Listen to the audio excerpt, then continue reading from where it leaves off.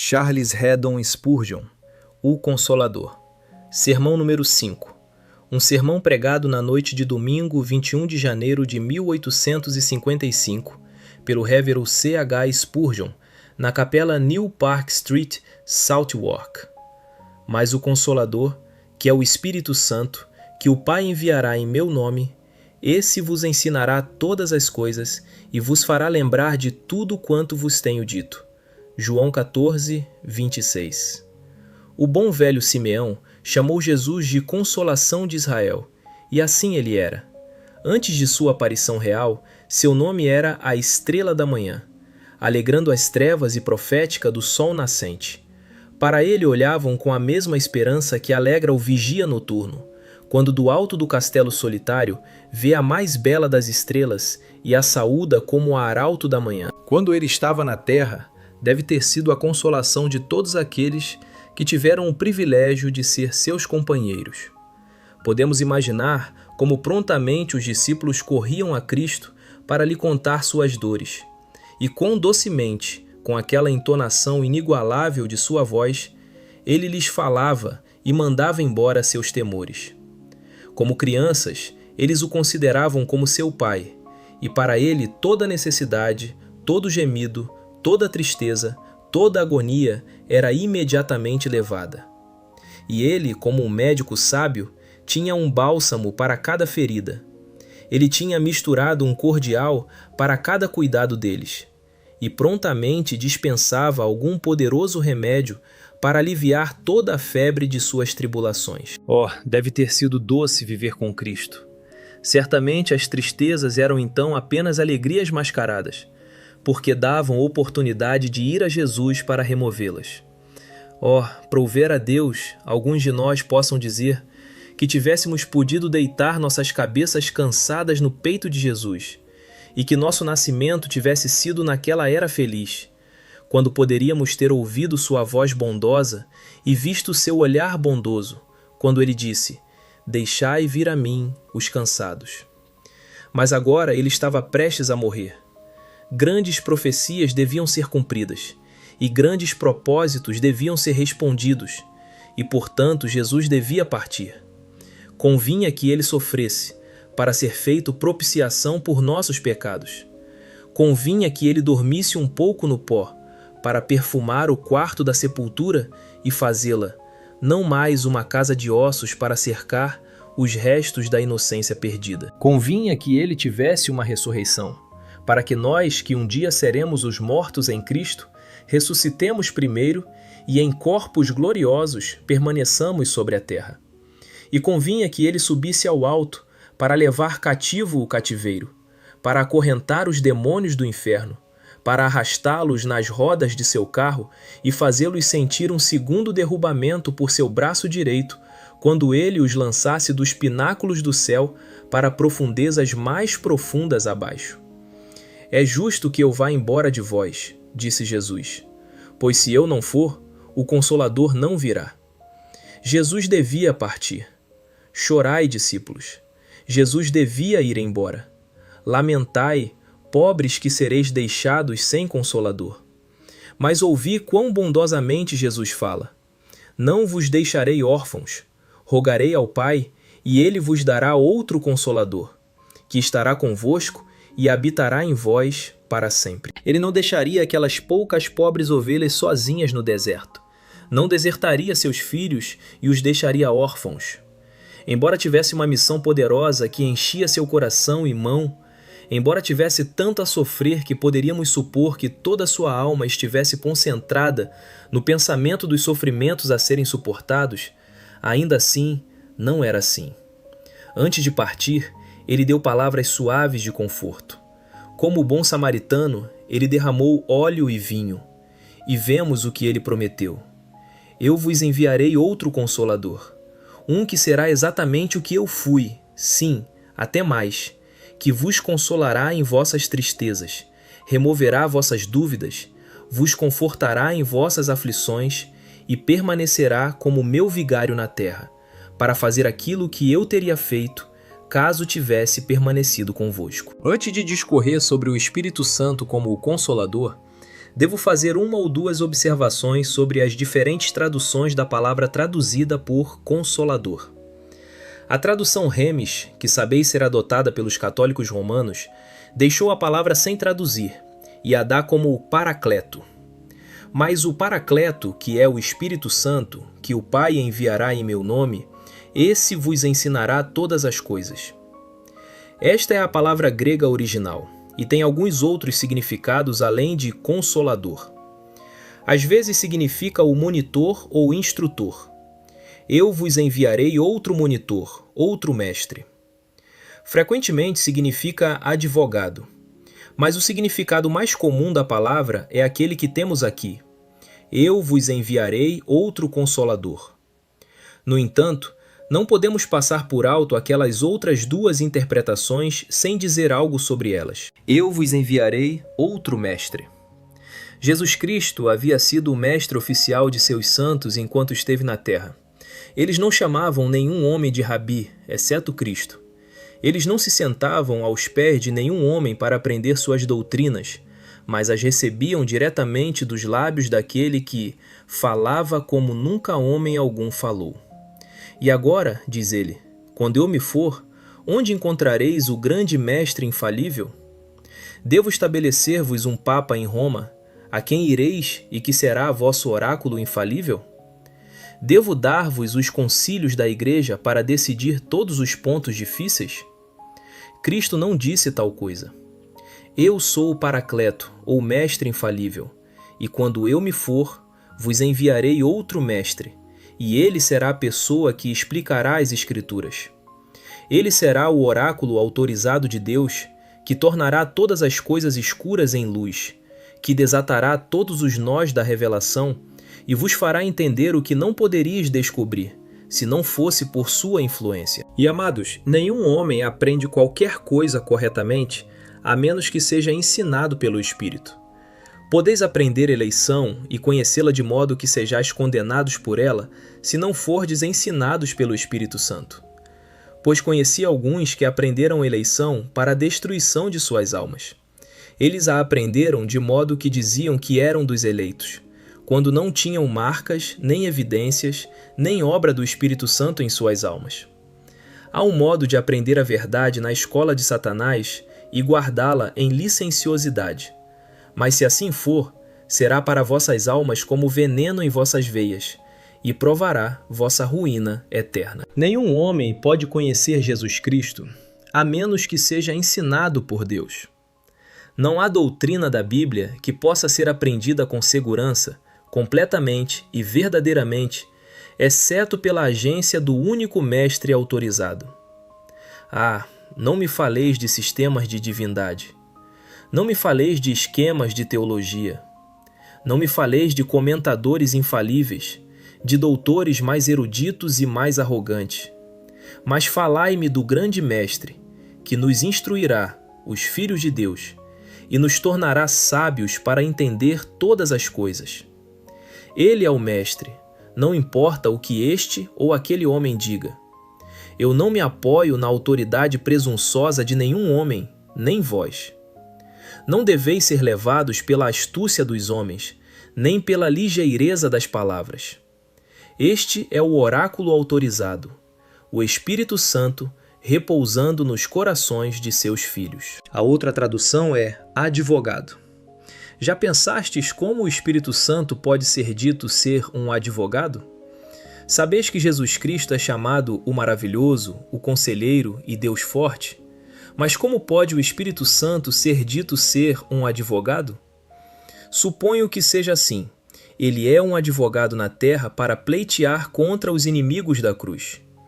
Como foi que Paulo pôde pleitear tão habilmente perante Félix e Agripa? Como foi que os apóstolos permaneceram intrépidos perante os magistrados e confessaram seu Senhor?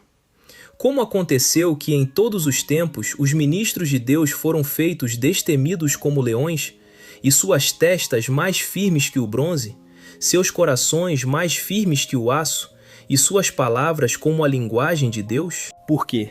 É simplesmente por esta razão, que não foi o homem quem pleiteou, mas foi Deus, o Espírito Santo, pleiteando através dele. Já vistes algum ministro Ernest, com mãos levantadas e olhos derramando lágrimas, pleiteando com os filhos dos homens? Já admirastes aquele retrato da mão do velho John Bunyan? Uma pessoa grave, com olhos levantados ao céu, o melhor dos livros em sua mão, a lei da verdade escrita em seus lábios, o mundo atrás de suas costas, de pé como se pleiteasse com os homens e uma coroa de ouro pendurada sobre sua cabeça. Quem deu àquele ministro tão bendito modo e matéria tão boa? De onde veio sua habilidade? Ele a adquiriu na faculdade? Aprendeu-a em um seminário? Ah, não. Ele a aprendeu do Deus de Jacó. Ele a aprendeu do Espírito Santo, pois o Espírito Santo é o grande conselheiro que nos ensina como advogar sua causa corretamente. Mas além disso, o Espírito Santo é o advogado nos corações dos homens. Ah, conheci homens que rejeitavam uma doutrina até que o Espírito Santo começou a iluminá-los. Nós que somos os advogados da verdade, somos muitas vezes muito pobres pleiteadores. Estragamos nossa causa pelas palavras que usamos. Mas é uma misericórdia que o breve esteja na mão de um pleiteador especial, que advogará com sucesso e vencerá a oposição do pecador. Já o conhecestes falhar uma vez? Irmãos, falo às vossas almas. Não vos convenceu Deus em tempos antigos de pecado? Não veio o Espírito Santo e provou que éreis culpados, embora nenhum ministro pudesse jamais vos tirar de vossa justiça própria? Não advogou ele a justiça de Cristo? Não ficou e vos disse que vossas obras eram trapos imundos? E quando já quase ainda recusáveis ouvir sua voz, não buscou ele o tambor do inferno e o fez soar ao redor de vossos ouvidos, mandando-vos olhar através da vista dos anos futuros e ver o trono posto e os livros abertos e a espada brandida e o inferno ardendo e os demônios uivando e os condenados gritando para sempre? E não vos convenceu ele assim do juízo vindouro? Ele é um poderoso advogado quando pleiteia na alma, de pecado, de justiça e de juízo vindouro. Bendito advogado, pleiteia em meu coração, pleiteia com minha consciência. Quando eu peco, faze a consciência ousada para me dizer disso. Quando eu erro, faze a consciência falar imediatamente. E quando eu me desvio para caminhos tortos, então advoga a causa da justiça e manda-me sentar-me em confusão, conhecendo minha culpa aos olhos de Deus. Mas há ainda outro sentido em que o Espírito Santo advoga, e é este. Ele advoga nossa causa com Jesus Cristo, com gemidos inexprimíveis. Ó minha alma, estás pronta para explodir dentro de mim? Ó meu coração, estás inchado de tristeza? A maré quente de minha emoção quase transbordaria os canais de minhas veias. Eu desejo falar, mas o próprio desejo acorrenta minha língua. Eu desejo orar, mas o fervor de meu sentimento freia minha linguagem. Há um gemido dentro que não pode ser expresso. Sabeis quem pode expressar esse gemido? Quem pode entendê-lo e quem pode colocá-lo em linguagem celestial e proferi-lo em uma língua celestial para que Cristo possa ouvi-lo? Oh, sim, é Deus o Espírito Santo. Ele advoga a nossa causa com Cristo e então Cristo advoga com seu Pai. Ele é o advogado que faz intercessão por nós com gemidos inexprimíveis. Tendo assim explicado o ofício do Espírito como mestre e advogado, chegamos agora à tradução de nossa versão, o Consolador. E aqui terei 3 divisões. Primeiro, o Consolador. Em segundo lugar, o Conforto. E em terceiro, os Consolados. Primeiro então, o Consolador. Brevemente deixai-me percorrer em minha mente, e em vossas mentes também, as características deste glorioso Consolador. Deixai-me dizer-vos alguns dos atributos de seu conforto, para que possais entender quão bem adaptado ele é ao vosso caso. E primeiro, observaremos que Deus, o Espírito Santo, é um Consolador muito amoroso. Estou em angústia e quero consolação. Algum transeunte ouve de minha tristeza e ele entra, senta-se e tenta me animar. Ele fala palavras suaves, mas não me ama, é um estranho, Não me conhece de modo algum. Ele só veio para testar sua habilidade. E qual é a consequência? Suas palavras correm sobre mim como óleo sobre uma laje de mármore. São como a chuva batendo na rocha. Elas não quebram minha tristeza. Ela permanece imóvel como um adamante, porque ele não tem amor por mim. Mas deixai alguém que me ama, tão querido quanto sua própria vida, vir e pleitear comigo.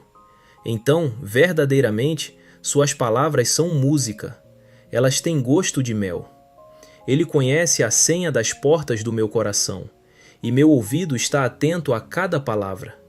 Eu capto a entonação de cada sílaba conforme cai, pois é como a harmonia das harpas do céu.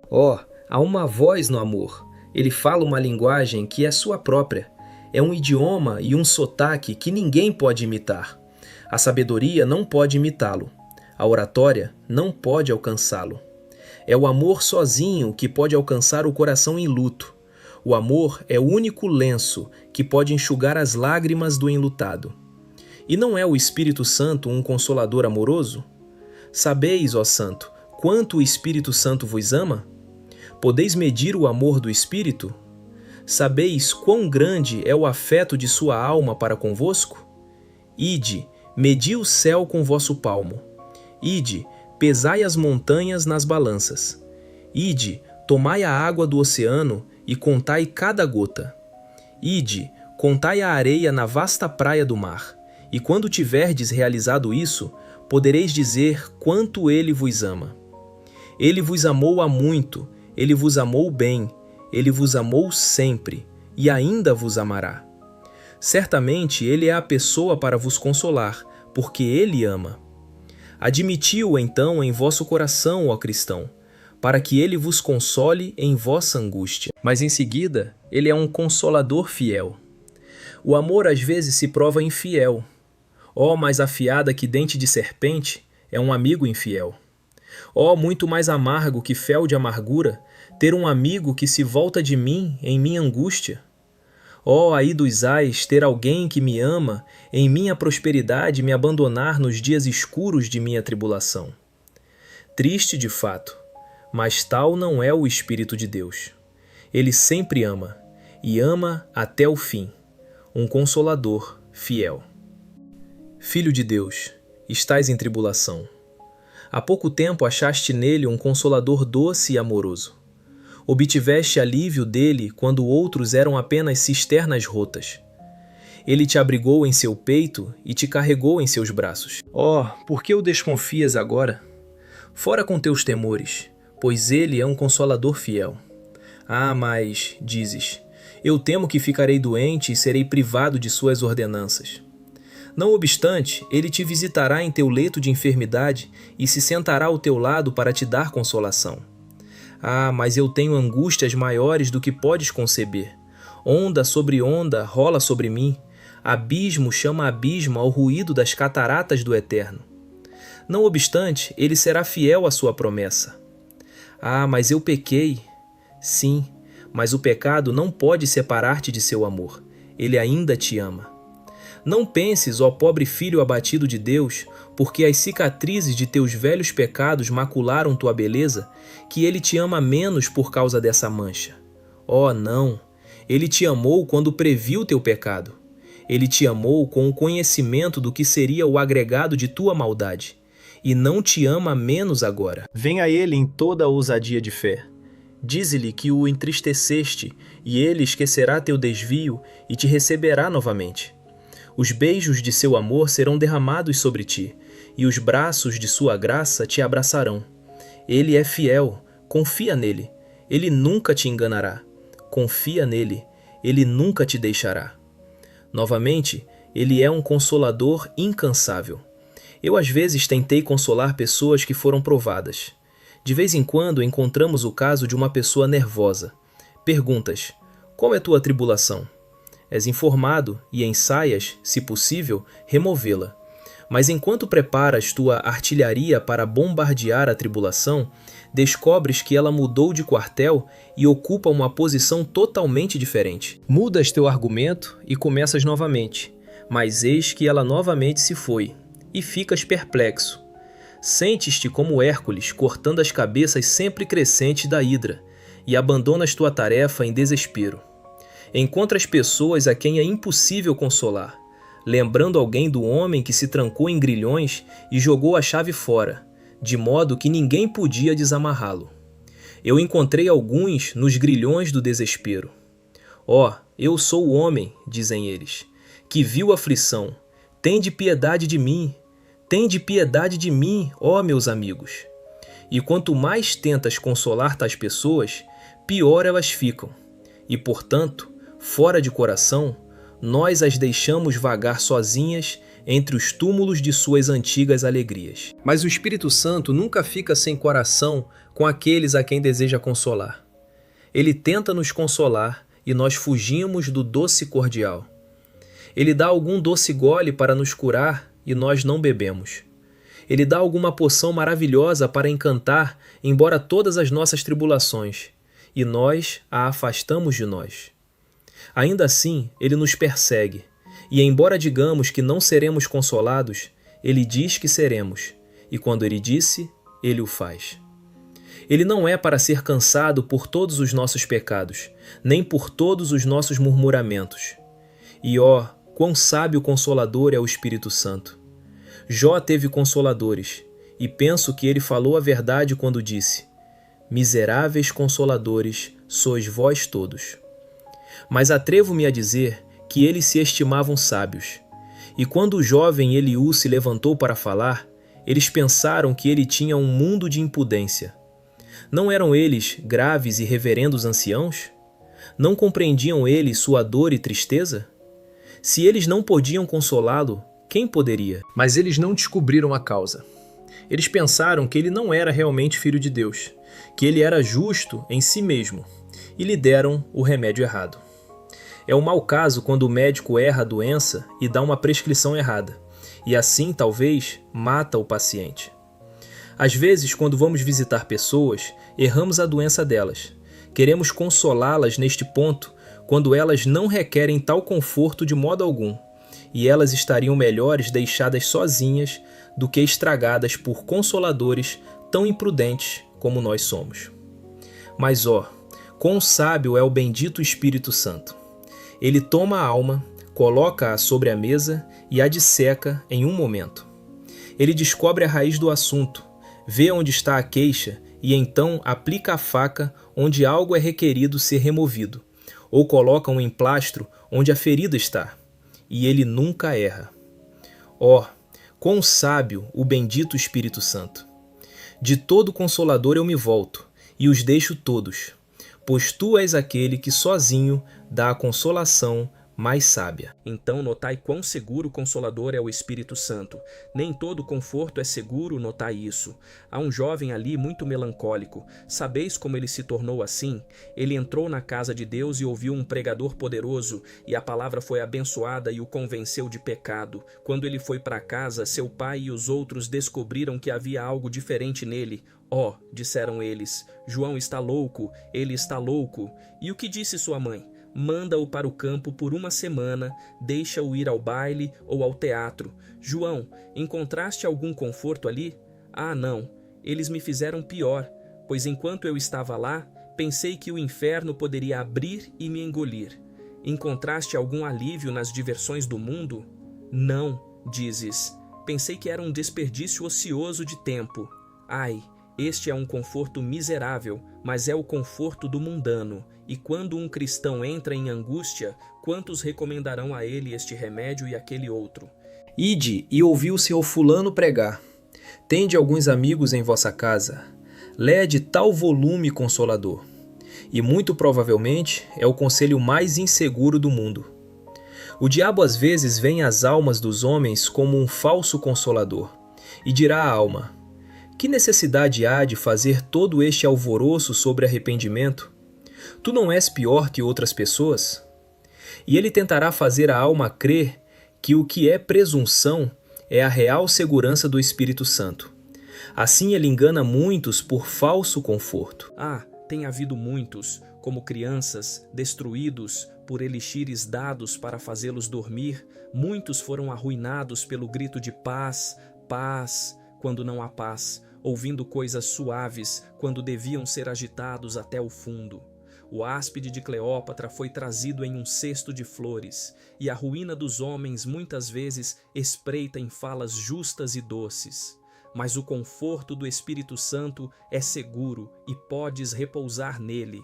Deixai-o falar a palavra, e há uma realidade sobre ela. Deixai-o dar a taça de consolação, e podes bebê-la até o fundo, pois em suas profundezas não há borras, nada para embriagar ou arruinar, é tudo seguro. Além disso, o Espírito Santo é um consolador ativo. Ele não consola por palavras, mas por feitos. Alguns consolam dizendo, sede aquecidos e saciados, não dando nada. Mas o Espírito Santo dá, ele intercede com Jesus, ele dá promessas, ele dá graça, e assim ele nos consola. Notai novamente, ele é sempre um consolador bem-sucedido. Ele nunca tenta o que não pode realizar. Então, para encerrar, ele é um consolador sempre presente, de modo que nunca precisas enviar por ele. Teu Deus está sempre perto de ti, e quando precisas de conforto em tua angústia, eis que a palavra está perto de ti, está em tua boca e em teu coração. Ele é um socorro sempre presente na tribulação. Eu gostaria de ter tempo para expandir estes pensamentos, mas não posso. Segundo. A segunda coisa é o conforto. Agora há algumas pessoas que cometem um grande erro sobre a influência do Espírito Santo.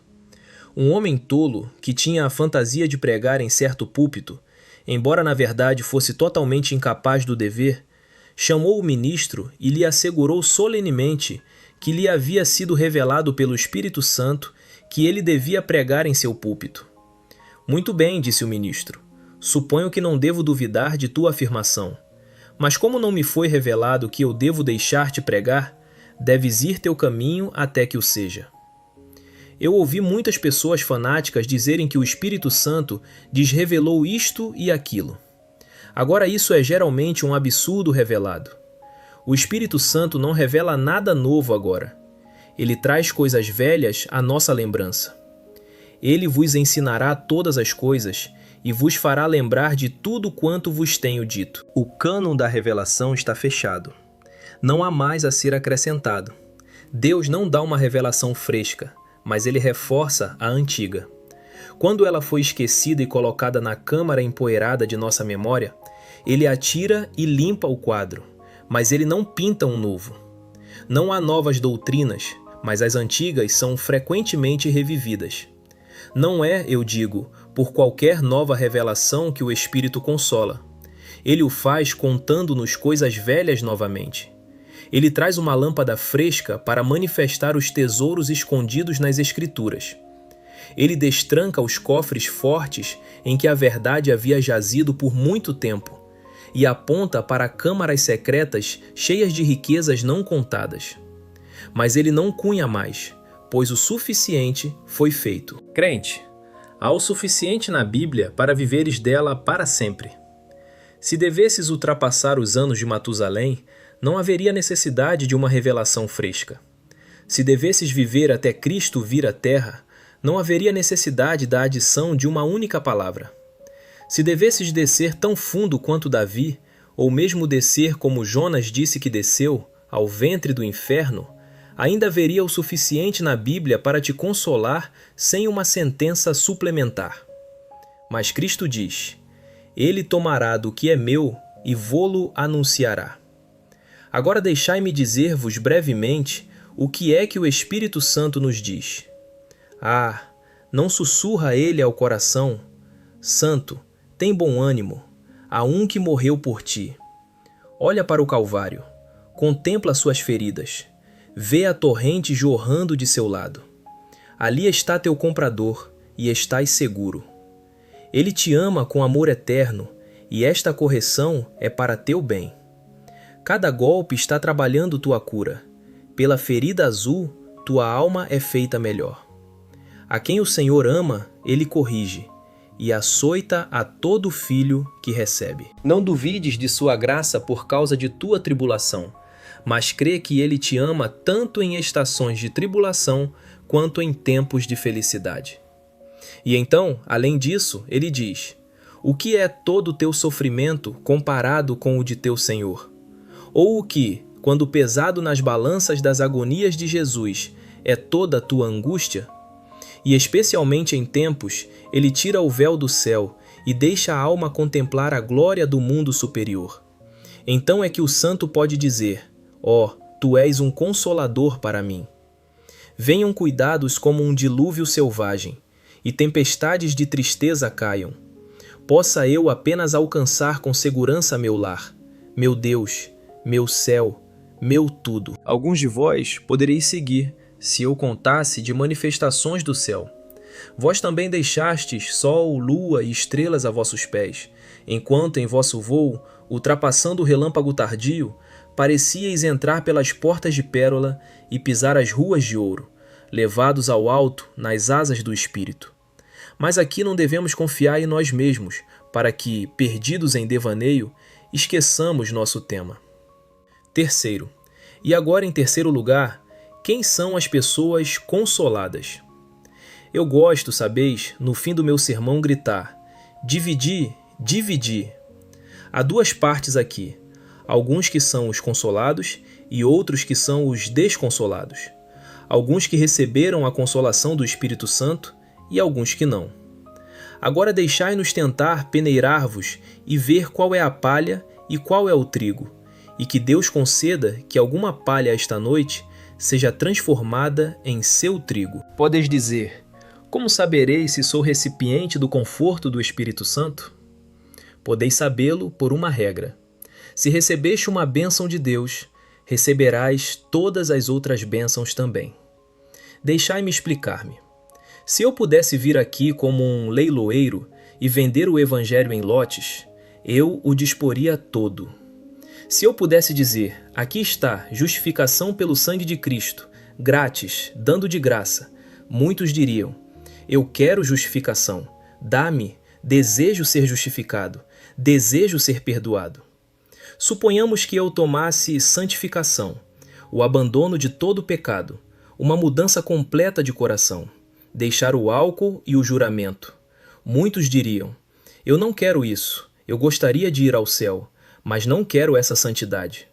Eu gostaria de ser salvo no final, mas gostaria de ter minha bebida ainda. Eu gostaria de entrar na glória, mas então devo ter 1 ou 2 juramentos no caminho. Não, mas, pecador, se tens uma bênção, terás todas. Deus nunca dividirá o evangelho. Ele não dará justificação àquele homem e santificação a outro, perdão a um e santidade a outro. Não, tudo vai junto. A quem ele chama, a esses ele justifica. A quem ele justifica, a esses ele santifica. E a quem ele santifica, a esses também glorifica. Oh, se eu pudesse deitar nada além dos confortos do evangelho, vós voaríeis a eles como moscas ao mel. Quando vindes ficar doentes, mandai chamar o clérigo. Ah, vós todos quereis vosso ministro então para vir e dar-vos palavras consoladoras. Mas se ele for um homem honesto, ele não dará a alguns de vós uma partícula de consolação. Ele não começará a derramar óleo quando a faca seria melhor. Eu quero fazer um homem sentir seus pecados antes de ousar lhe dizer qualquer coisa sobre Cristo. Eu quero sondar sua alma e fazê-lo sentir que ele está perdido antes de lhe dizer qualquer coisa sobre a bênção comprada. É a ruína de muitos dizer-lhes: agora apenas crede em Cristo, e isso é tudo o que tens a fazer. Se, em vez de morrerem, eles melhoram, eles se levantam hipócritas branqueados. Isso é tudo. Eu ouvi falar de um missionário da cidade que mantinha um registro de 2.000 pessoas que se supunha estarem em seu leito de morte, mas se recuperaram, e a quem ele teria colocado como pessoas convertidas se tivessem morrido. E quantos pensais que viveram uma vida cristã depois das 2.000? Não 2. Positivamente, ele só pôde encontrar um que foi encontrado vivendo depois no temor de Deus. Não é horrível que quando homens e mulheres vêm a morrer, eles clamem conforto, conforto, e que daí seus amigos concluam que eles são filhos de Deus, enquanto afinal eles não têm direito à consolação, mas são intrusos nos terrenos cercados do bendito Deus? Ó Deus, que estas pessoas sejam sempre mantidas de ter conforto quando não têm direito a ele. Tendes as outras bênçãos? Já tivestes convicção de pecado? Já sentistes vossa culpa perante Deus? Vossas almas foram humilhadas aos pés de Jesus? E fostes feitos olhar somente para o Calvário por vosso refúgio? Se não, não tendes direito à consolação. Não tomeis um átomo dela. O Espírito é um convencedor antes de ser um consolador, e deveis ter as outras operações do Espírito Santo antes de poderdes derivar algo disto. E agora eu terminei. Ouvistes o que este tagarela disse mais uma vez. O que foi? Algo sobre o Consolador. Mas deixai-me perguntar-vos, antes de irdes, o que sabeis sobre o Consolador? Cada um de vós, antes de descer os degraus desta capela, deixai esta pergunta solene atravessar vossas almas. O que sabeis sobre o Consolador? Ó pobres almas, se não conheceis o Consolador, eu vos direi o que conhecereis. Conhecereis o juiz. Se não conheceis o Consolador na terra, conhecereis o condenador no mundo vindouro, que clamará: apartai-vos, malditos, para o fogo eterno no inferno. Bem podia Whitefield clamar: ó terra, terra, terra, ouve a palavra do Senhor. Se vivêssemos aqui para sempre, poderias desprezar o Evangelho. Se tivesseis um arrendamento de vossas vidas, poderias desprezar o Consolador. Mas, senhores, deveis morrer. Desde que nos encontramos juntos pela última vez, provavelmente alguns foram para sua longa última morada. E antes de nos encontrarmos novamente neste santuário, alguns aqui estarão entre os glorificados acima ou entre os condenados abaixo. Qual será? Deixai vossa alma responder. Se esta noite caísseis mortos em vossos bancos, ou onde estáis de pé na galeria, onde estaríeis? No céu ou no inferno? Ah, não vos enganeis. Deixai a consciência ter seu trabalho perfeito, e se, à vista de Deus, sois obrigados a dizer: eu tremo e temo que minha porção seja com os incrédulos, escutai um momento, e então terminei convosco.